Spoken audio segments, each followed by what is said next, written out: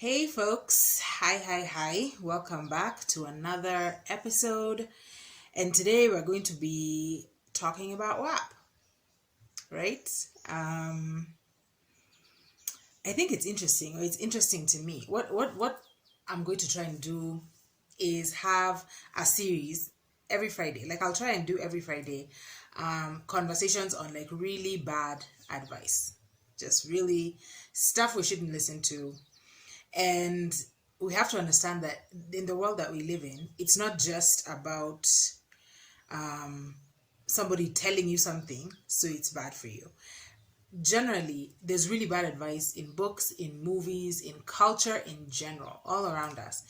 And so, what I want to do is kind of engage with some of these things that we hear and we listen to and we say and we sing and we believe.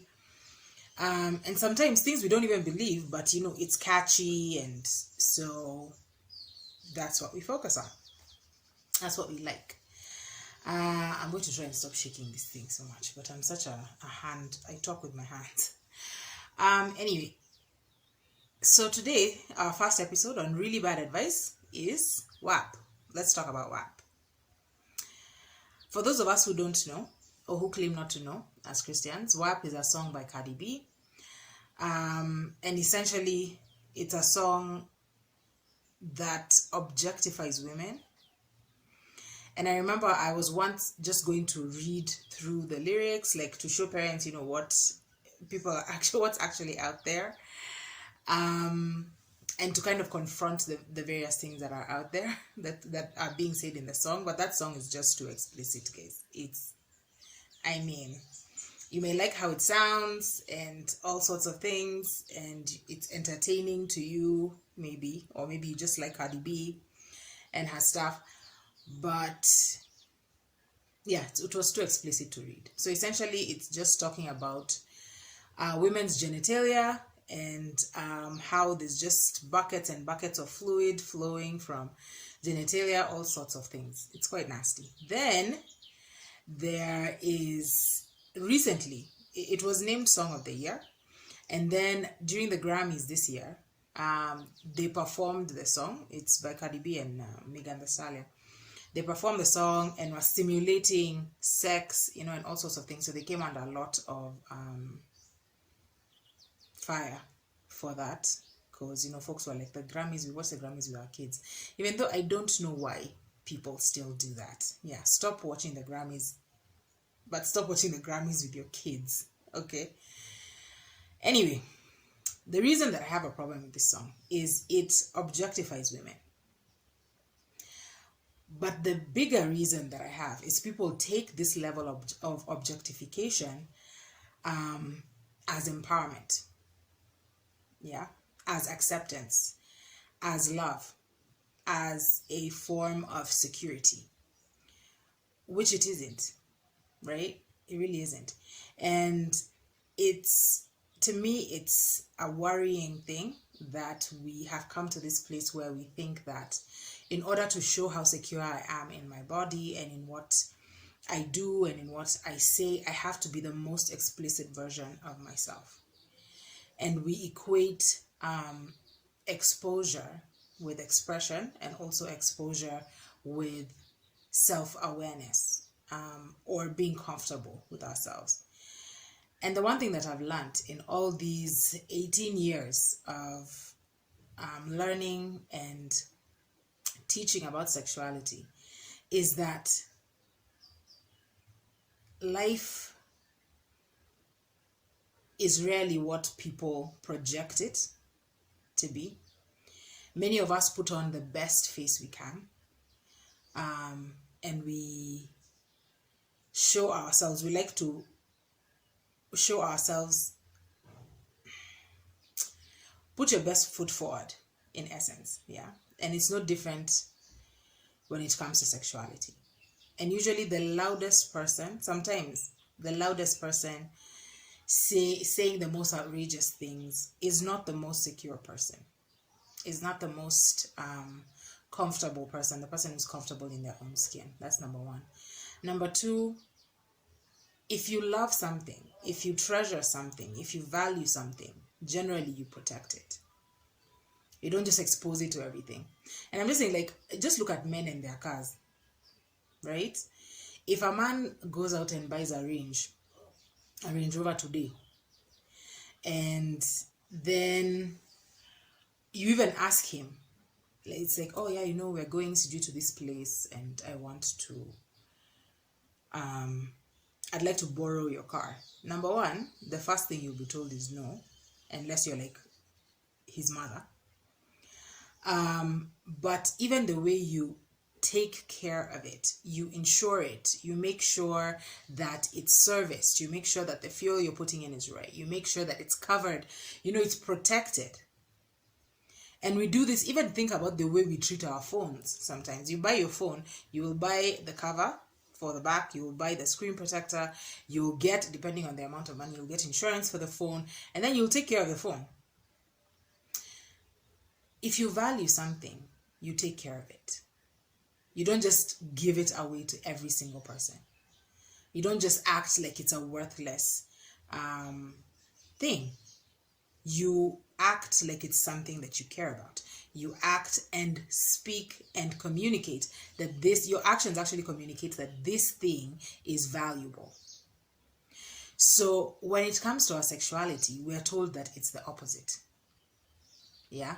Culture wants to tell us that if you really, if your sexuality if you're so secure in your sexuality, then you'll be out there having all the sex in the world. You'll be out there in the skimpiest clothes, doing all sorts of things that you would never do in front of your mother. But sometimes, the mothers, Cardi B is someone's mother. So there's that aspect of it. Don't believe the hype. Don't believe the hype. People pretend to be a lot more secure than they are. And people aren't. They just aren't. And if you have to constantly be naked in order to tell people that I believe that I am beautiful or I believe that I am empowered, then you're not. You don't believe those things. You don't honestly believe those things. Because if you are secure in yourself, why do you need to be naked? Why is that the way that you express yourself? Now, folks are grown. You can be naked if you want. That's your business. Yeah. But just like we said the other time, just because something is permissible, just because something is available, doesn't mean that thing is beneficial. And that brings me to my second point, which is there's a lot more ripple effect than we like to take into account. And I remember I made a video on Instagram last year about WAP, and basically I was saying that especially the older you get, and even as you're becoming parents, or maybe you're not even a parent, you're someone's aunt, you're someone's big sister or brother or uncle, there are some little people looking up at you. There are people looking at you and saying, oh, okay, that's a good way to go. Maybe I should go in that direction. And they end up in a really messed up place. If you're listening to WAP and you're watching these videos, and WAP is just one example, but if that's what you're doing, please understand that it will be very difficult for you to have a conversation with your children about modesty, about abstinence, about self-awareness, about value of self and of others. It makes it difficult. It's sort of like the conversation about porn. It's very hard to, you see, if most people, if their child comes to their house and say, you're like, what do you want to be? I'm going into the porn business. I want to be a porn star. No matter how much porn you've watched, you're likely to maybe have a meltdown, a total meltdown at such a statement, because what in all of the world, why would you even? But if you communicate to your children in action, in words, in silence, that things like this are okay. So are you saying it's okay to participate in porn by watching it, but it's not okay to actually be the porn star? Because if we are all involved in all of this business, if we're okay just talking about sexuality in this way, as though it isn't anything to be protected or taken care of. It isn't something to be valued as a gift from God.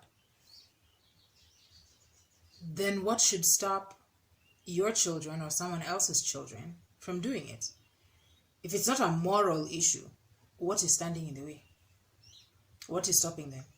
What is the reason that you're going to give your child that they shouldn't be shaking their bum in some music video, being groped by guys or girls? What is the justification? Because if you're willing to participate in that whole thing by being a consumer of it, then why should other people not actually? Because somebody has to act. That is someone's child, is it not? That is someone's wife or sister or friend. So we need to be careful. And I'm talking to believers, but I'm talking to everyone in general. I'm not saying you can't watch things. I'm not saying you can't listen to music. What I'm saying is we have to be more alert and careful, because the things that we do affect more than just us. There is a ripple effect in your life because of the things that you ingest, the things that you allow to speak into your life, but also in the life of other people, in the lives of those around you, and especially those looking up to you, whether they're very small children or teenagers or young adults or even your peers. Our actions communicate, and we can't continue to act like, oh, this is just about me having fun and this only affects me, and there's no downside. So ask yourself, your favorite artist, the music that you listen to, the movies that you're watching. And I know we had a whole thing, especially when Game of Thrones came out, and folks were like, wow, no Christian ever in life should watch it. But I'm like, if you are going to be watching it, what conversations are you having with your kids about such things? How willing are you to actually then have a conversation about violence and sexuality, consensual or otherwise? How willing are you to have conversations about homosexuality and sexual experimentation? How willing are you to have the conversation about pornography? Or do you think that you can just ingest all of these things and they will have no effects on the people around you, on their relationships? We work with kids who record themselves having sex. They're constantly sending nude pictures to one another. There's such a contradictory message that we send, that we give to our children when we refuse to address certain issues, but insist on participating in a culture that condones, encourages, and is willing to talk about such issues, such that whenever your children have a question, and that's one of my biggest problems with the way we deal with sexuality within the church, is whenever we have a problem with sexuality, we don't come to the Bible. We don't come to the church. We go outside of the church to get the answers that we need. And that always leads us down a worse road. Because if the Bible is the foundation of our lives, we have to act like it. We live like it. We believe in it. And this is not to say that you can't get help, obviously, from a psychologist or a psychiatrist or someone else. You can. Please do. But even when you are being given advice by somebody, even when you're being led down a path of healing by somebody, that path must be dictated by Scripture. Not because they're a Christian, but because you are. There's a lot of messed up things that people are doing and getting into under the guise of self-actualization or self-fulfillment, or even getting help, therapy. So take a moment, think about what it is that you are engaging in. Don't listen to WAP, because quite frankly, just objectifying yourself is not better than being objectified by someone else. It's like, oh yeah, now we've taken the power into our own hands, so we do it to ourselves. It's like if a woman, okay, she was being beaten by her husband, she should be like, no, you don't beat me. You can just sit there and watch while I beat myself. This advice would be ridiculous in any other context, but we make it okay when it comes to sexuality. You would never say that to someone who was being abused, because that would be nonsense. But when it comes to sexuality, let's all sing the song. Let's all act like that's fine. It isn't. Okay? So that wraps up today's. That's WAP is really, really bad advice generally for girls, for women. It is not empowerment. It is objectification. It's not made right because it is a woman doing it and not a man. Or a woman doing it to other women, or a woman doing it to herself and not a man doing it to her. It's wrong all around. Okay, so that's that. Thank you for watching. Please guys, share this video.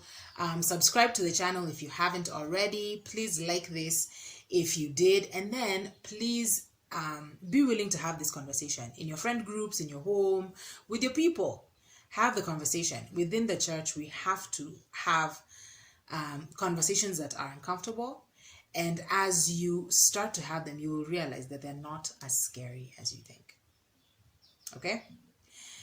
May the Lord bless you and keep you and cause his face to shine upon you and be gracious to you. I'll see you all in the next one. God bless you.